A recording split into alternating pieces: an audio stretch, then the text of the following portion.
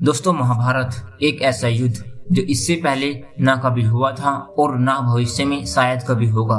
इस युद्ध को जीतने में भगवान श्री कृष्ण के चतुर दिमाग और महान धनुर्धर अर्जुन ने एक मुख्य भूमिका निभाई थी। लेकिन क्या आप जानते हैं कि महाभारत के युद्ध में अहम भूमिका निभाने वाला अर्जुन स्वर्ग यात्रा में जाने से पहले भी एक बार मर चुका था। अर्थात अर्जुन की अपने जीवन में 2 बार मृत्यु हुई थी और उनकी मृत्यु के दौरान देवी गंगा जोर जोर से उनके ऊपर हंसने लगी। आखिर क्यों अर्जुन की मृत्यु पर मां कुंती के रोने पर देवी गंगा हंसने लगी? क्यों खुद भी एक मां होने के बावजूद देवी गंगा दूसरी मां के दुख का मजाक बनाकर हंसने लगी? इन सभी प्रश्नों के जवाब आज हम आपको इस वीडियो में देंगे। वीडियो में आगे बढ़ने से पहले अगर आपने अभी तक इस चैनल को सब्सक्राइब नहीं किया है तो चैनल को सब्सक्राइब कीजिए। चलिए कहानी शुरू करते हैं। महाभारत युद्ध में जब पांडवों की जीत हुई तो हस्तिनापुर की गद्दी पर पांडव ज्येष्ठ पुत्र युधिष्ठिर बैठे। इसके बाद भगवान श्री कृष्ण ने युधिष्ठिर को अश्वमेध यज्ञ कराने का सुझाव दिया, जिसके बाद युधिष्ठिर ने अश्वमेध यज्ञ को आरंभ करते हुए अश्व को अर्जुन के नेतृत्व में रवाना कर दिया। अब जिस दिशा में अर्जुन चलता उसी के पीछे पीछे अर्जुन और उनकी सेना भी चलती। इस दौरान ये अश्व कई राज्यों से गुजरा। जिन भी राज्यों से वो अश्व गुजरा उन सभी राज्यों के साथ अर्जुन ने युद्ध लड़ा।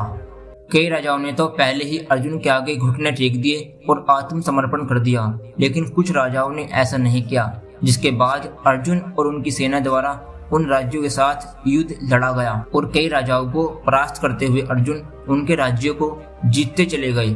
ऐसे कई राज्यों को अपने अधीन करते हुए अर्जुन अब मणिपुर पहुंचे, जहां पर उनका सामना हुआ बब्रुवाहन से। बब्रुवाहन अर्जुन और चित्रांगदा के पुत्र थे और अपने पिता अर्जुन के उनके राज्य में पधारने से वे काफी उत्साहित थे। उन्होंने युद्ध के बारे में कुछ सोचा ही नहीं और अपने पिता अर्जुन के स्वागत के लिए वे राज्य की सीमा पर जा पहुंचे। लेकिन जैसे ही बब्रुवाहन अर्जुन का स्वागत करने के लिए आगे बढ़े, वैसे ही अर्जुन ने उन्हें रोकते हुए कहा कि मैं इस समय तुम्हारा पिता नहीं बल्कि हस्तिनापुर नरेश का प्रतिनिधि हूँ और क्षत्रिय होने के अनुसार इस समय तुम्हें मेरे साथ युद्ध लड़ना चाहिए।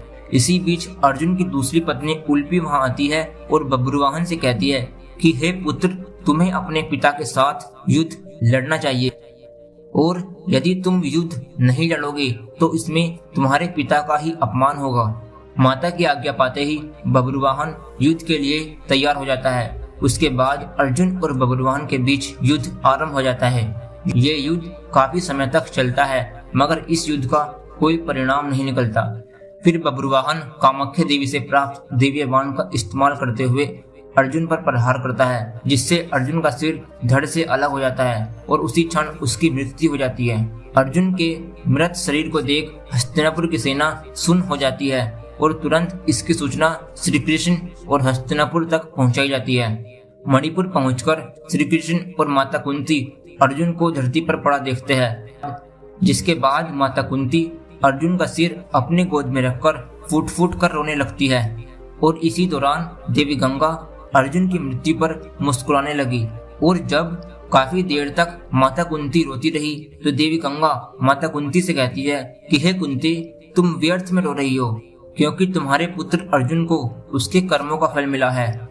उसके बाद आगे कहती है कि मेरा पुत्र भीष्म अर्जुन को अपने पुत्र से भी ज्यादा स्नेह करता था, लेकिन फिर भी इसने श्रीखंडी का सहारा लेकर मेरे पुत्र भीष्म को बाणों की सैया पर लेटाते हुए उसका वध कर डाला। मैं भी उस समय ऐसे ही रोई थी जैसे तुम आज रो रही हो। अब मेरा प्रतिशोध पूरा हुआ। मैंने अपने पुत्र के वध का बदला ले लिया, क्योंकि जिस कामाख्या देवी के बाण से बब्रुवाहन ने अर्जुन का सिर धड़ से अलग किया है वो मेरे द्वारा ही प्रदान किया गया था। देवी गंगा के शब्दों में बदले की भावना साफ झलक रही थी और देवी गंगा के इस बदले की भावना को देखते हुए श्री कृष्ण हैरान हो गए और देवी गंगा से बोले कि हे देवी, आप किस बदले की बात कर रही हो और आप किस किस से बदला लेंगे? अर्जुन की माता कुंती से या फिर अर्जुन और उसके भाइयों से? आप एक माता होकर दूसरे माता से प्रतिशोध कैसे ले सकती है? ये सुनकर देवी गंगा ने श्री कृष्ण से कहा, हे वासुदेव, ये तो आप जानते ही हैं कि अर्जुन ने उस समय मेरे पुत्र का वध किया जब वो निहत्था था। जब अर्जुन का ऐसा करना उचित था तो अर्जुन का वध उसी के पुत्र से कराकर मैंने क्या गलत किया। फिर श्री कृष्ण देवी गंगा को समझाते हुए कहते हैं कि देवी पितामह भीष्म ये भली भांति जानते थे कि यदि वो जिंदा रहेंगे तो उन्हें कौरवों की तरफ से युद्ध के मैदान में आना होगा और ऐसे में पांडवों की जीत होना नामुमकिन था। इसलिए उन्होंने खुद को मार्ग से हटाने का निर्णय लिया और अर्जुन को वो स्थिति बताई जिसमें वो अपने पितामह की मृत्यु कर सके। यहाँ तक कि जब अर्जुन का सामना उनके पुत्र बब्रुवाहन से हो रहा था तो उस समय भी उन्होंने बब्रुवाहन पर प्रहार ना किया, बस उसके प्रहारों को रोके रखा। साथ ही बब्रुवाहन को कामाख्या देवी द्वारा दिए गए बाण की लाज रखने के लिए अर्जुन ने अपने प्राणों की आहुति दे दी। अब श्री कृष्ण द्वारा दिए गए तथ्यों को सुनकर देवी गंगा सोच में पड़ गई और उन्होंने श्री कृष्ण से अर्जुन को पुनः जीवित करने का मार्ग पूछा।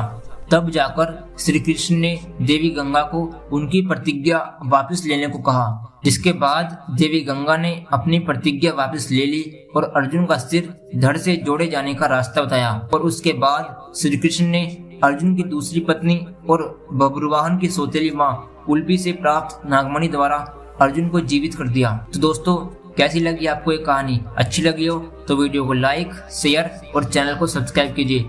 चलिए मिलते हैं अगली वीडियो में, तब तक अपना ख्याल रखना।